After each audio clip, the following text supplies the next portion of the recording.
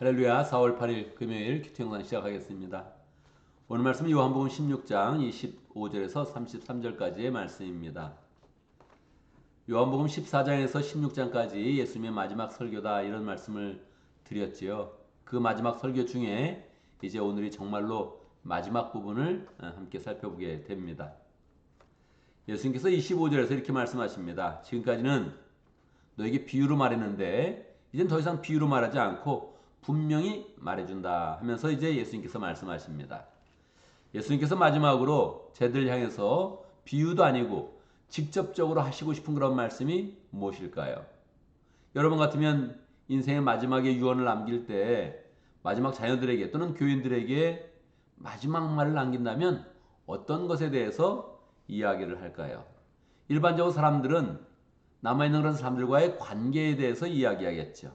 아니면 좀 더 믿음적인 그런 삶을 추구했다면 믿음 생활을 잘해라 이런 당부의 그런 그 말을 할 수 있을 것입니다.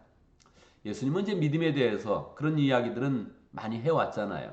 마지막으로 쟤들에게 꼭 직접적으로 말씀하시고 싶은 그런 이야기는 하나님 아버지에 대한 것이었습니다. 내가 아버지에 대해서 분명히 말해줄 것이 있다 이렇게 이야기합니다.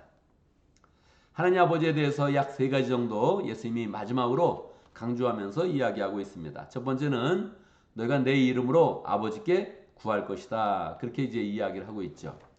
우리는 항상 예수님의 이름으로 기도하고 있으니까 우리가 우리가 하나님께 예수님의 이름으로 이렇게 구하는 게 대단하게 느껴지지 않죠. 그런데 당대에는 이스라엘 사람들이 하나님을 이름도 부르기도 어려워했거든요. 그러니까 하나님께 담대히 나와서 뭔가 이렇게 구하고 하나님께 받고 하는 것을 굉장히 어렵게 생각을 했단 말이에요. 하나님을 아버지라 부르는 것도 혁명적이었는데 그 아버지에게 예수님 이름으로 구해서 모든 것을 받아서 은혜를 누린다. 이런 삶을 생각하기 어려웠던 것입니다. 이제 예수님은 비유로 말하지 않고 너희가 분명히 내 이름으로 아버지께 구한다. 내가 중간에 서는 것도 아니다. 중보자도 아니다. 너희가 직접 아버지께 이야기해서 하나님의 은혜를 누릴 것이다 하는 것을 이야기해 주는 것입니다. 27절에도 그러한 맥락 가운데서 아버지께서 친히 너희를 사랑하신다 그렇게 말씀하고 있습니다. 왜냐하면 지금 쟤들이 예수님을 사랑하고 있고 또한 쟤들이 예수님이 하나님 아버지로부터 온 것을 믿었을 때 그때 하나님께서 이 쟤들을 정말로 사랑한다는 겁니다. 예수님이 하나님로부터 온 것을 믿을 때에 하나님께서 친히 사랑한다 이렇게 말씀해 주는 거죠. 이것도 당대의 그런 그 분위기를 봤을 때 굉장히 중요한 그런 부분이지요. 당대는 하나님의 이름을 모욕하지 않기 위해서 하나님의 이름도 부르지 않는 그런 때였죠. 야훼 하나님을 아도나이 하나님, 주님 이렇게 불렀으니까 이름도 부르지 않은 그런 때에 아버지다. 그 아버지가 너를 사랑한다 하는 것이 굉장히 중요한 그런 그 말씀이었던 것입니다. 세 번째로는 이제 내가 아버지께로 나와서 세상에 왔고 다시 또 내가 아버지께로 간다. 지금 예수님이 마지막 설교에서 내가 너희를 떠날 것이다 이렇게 여러 번 이야기했는데 그것이 내가 사실은 아버지께로 가는 것이다. 이렇게 이제 정확히 말씀을 해주고 있는 것입니다.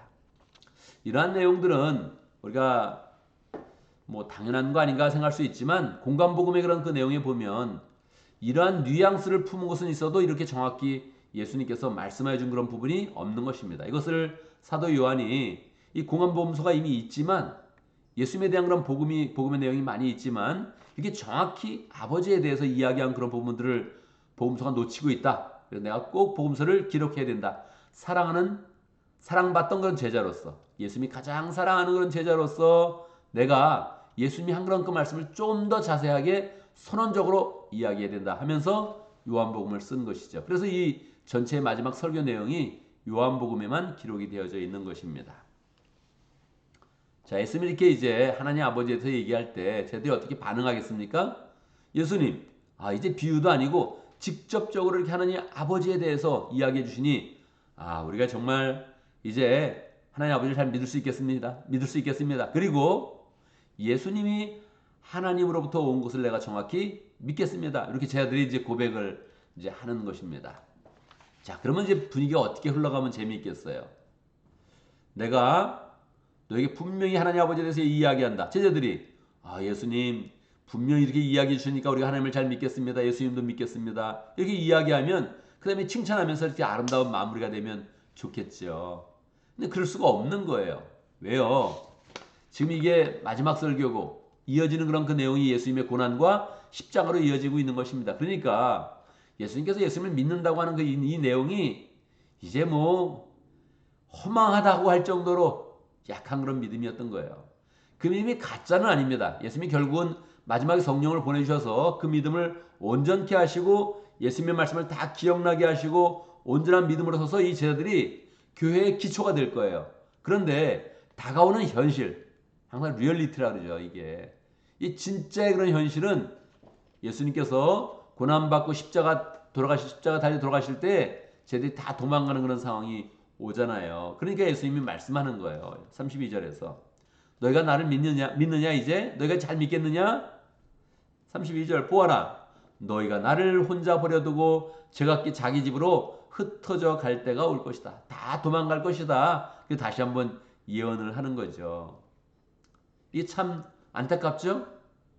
예수님이 말씀하시고 제대로 믿습니다. 이렇게 딱 얘기하면 이게 아름답게 결론을 내야 되는데 그렇게 결론을 못 내는 거예요. 현실이 마치 믿음이 없는 사람처럼 그냥 뭐 바람에 나는 그런 갈대처럼 막 흔들려가지고 마음이 흔들리고 심지어는 불신앙하고 그리고 예수님의 그런 말씀도 못 믿고 좌절하면서 그냥 낭만하는 그런 모습을 쟤들이 보일 거란 말이에요. 그러니까 너희 믿음이 참으로 귀하다 이렇게 말씀하지 않고 너희가 나를 믿는데 사실은 너희들 다 도망갈 거다 그렇게 이야기를 하는 거예요.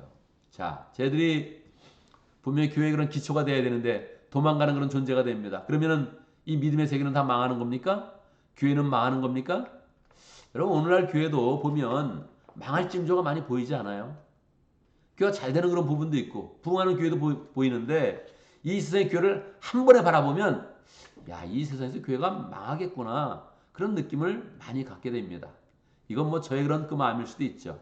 이 세상의 교회는 망해가고 있습니다. 이 세태 속에서 교회는 살아남기도 어려운 그런 상황 가운데 있는 것이죠. 그러니까 예수님이 이 현실을 바라볼 때, 제자들의 현실을 바라볼 때, 야, 너희는 다 도망갈 거야. 그러면 무슨 의미로 지금 예수님이 말씀하고 있는 거예요? 다 도망갈 그런 제자들, 교회 그런 기초가 돼야 되는데, 그냥 뭐 믿음도 그냥 사라지고 그냥 낭망해가지고 좌절했을 그 제자들을 바라면서 뭘 가지고 예수님이 말씀을 한 거예요. 그래서 또 한 번 세 가지를 말씀하는 거예요. 그때가 벌써 왔다. 너를 다 흩어질 건데 그때가 벌써 왔다. 이제 진짜 도망갈 때가 왔다. 이렇게 말씀하는 거예요. 그런데 예수님은 그래도 다시 말씀할 게 있어요. 세 가지죠. 첫 번째, 아버지께서 나와 함께 있다. 너희는 다 도망갈 건데 아버지께서 나와 함께 있어서 내가 혼자 있는 것은 아니다. 그렇게 이야기해 주시는 거죠. 두 번째, 내가 이렇게 미리 얘기하는 것, 너희가 도망갈 것인데도 불구하고 내가 이렇게 다 미리 얘기하는 것은 너에게 평안을 주기 위함이다. 세상이 주는 평화가 아니라 내가 하나님 아버지로부터 평화를 주면서 다시 너희가 도망가는 상황이 와도 다시 평안을 가지고 다시 내게로 돌아와서 교회를 세울 수 있는 그런 근거를 분명히 마련하기 위해서 내가 이 말을 하는 것이다. 그렇게 이제 이야기하죠.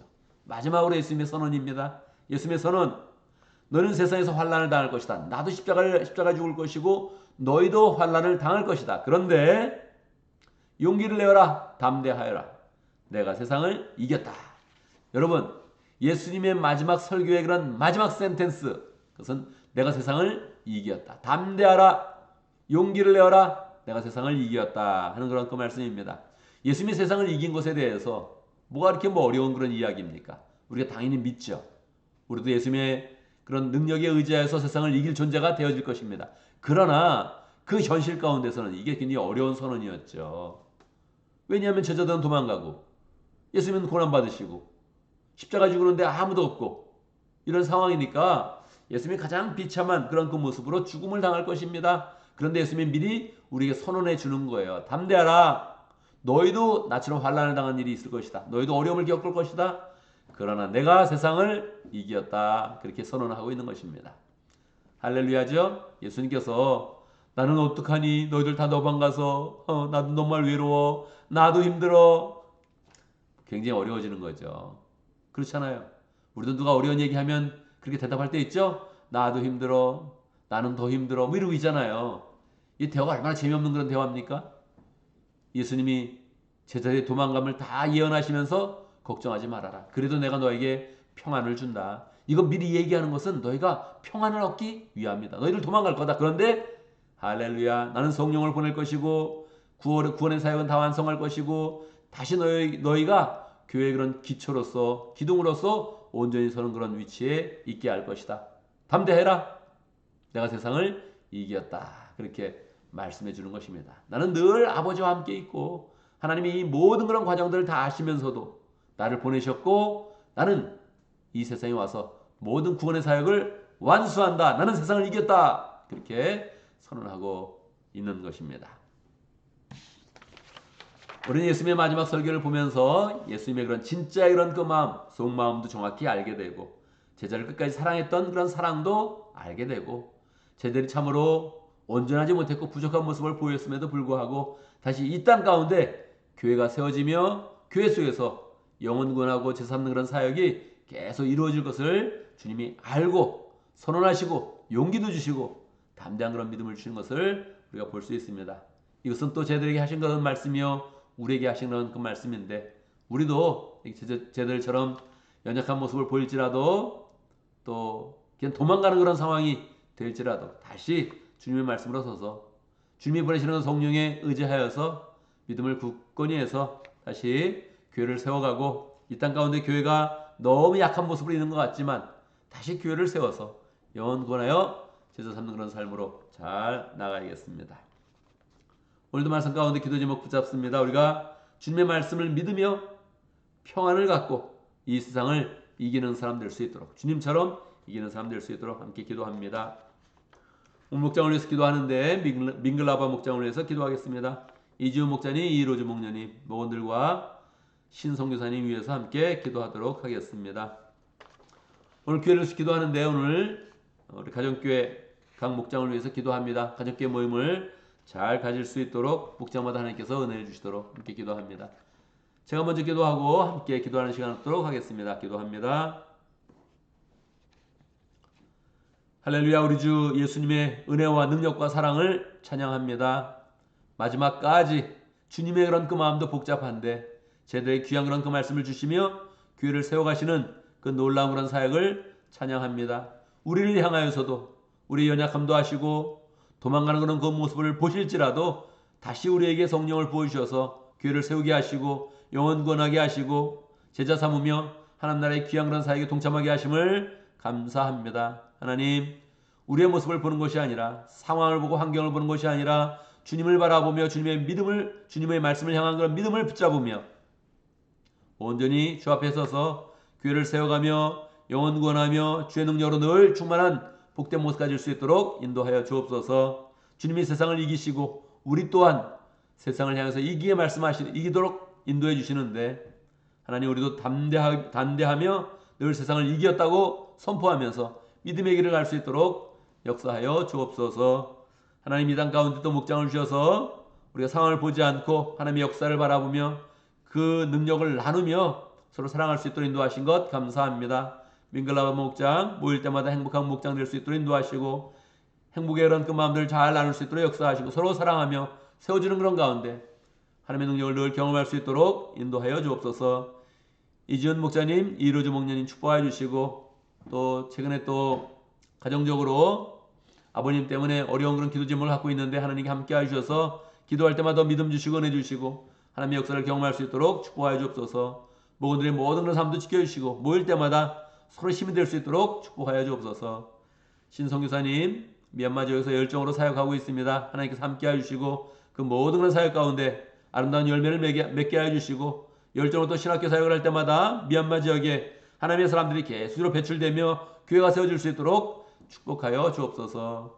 하나님 오늘 금요일을 맞이했습니다. 우리가 맡은 일을 잘 감당하고 목장마다 가정교회 모임으로 모일 때에 은혜를 주시옵소서. 믿음과 사랑으로 함께 모이게 해주시고 하나님의 능력을 풍성히 나누며 성령이 역사하는 것 경험할 수 있도록 축복하여 주옵소서. 하나님 아버지 이제 아침에 또 기도하고 우리의 그런 삶을 또 살게 될 텐데 우리가 맡은 모든 일 잘 감당할 수 있도록 축복하여 주옵소서. 공부하는 사람들에게 지혜를 더해 주시고 연구하는 사람들에게 하나님의 그런 능력과 총명이 임할 수 있도록 역사해 주시고 일하는 모든 그런 사람들 하는 일 가운데 손길 가운데 축복하여 주셔서 잘되게 하시고 형통하게 하여 주시고 하나님 아버지 좋은 그런 열매를 거둘 수 있도록 역사하여 주옵소서. 하나님 모든 일을 마치고 또 우리가 가정교회 모임으로 모일 것입니다. 그 모임 가운데 함께 하시고 준비하는 그런 그 마음 가운데 기쁨 있게 하시고 모여서 나눌 때마다 하나님의 은혜가 풍성히 흐르도록 역사하여 주옵소서. 예수님의 이름으로 기도드리옵나이다. 아멘.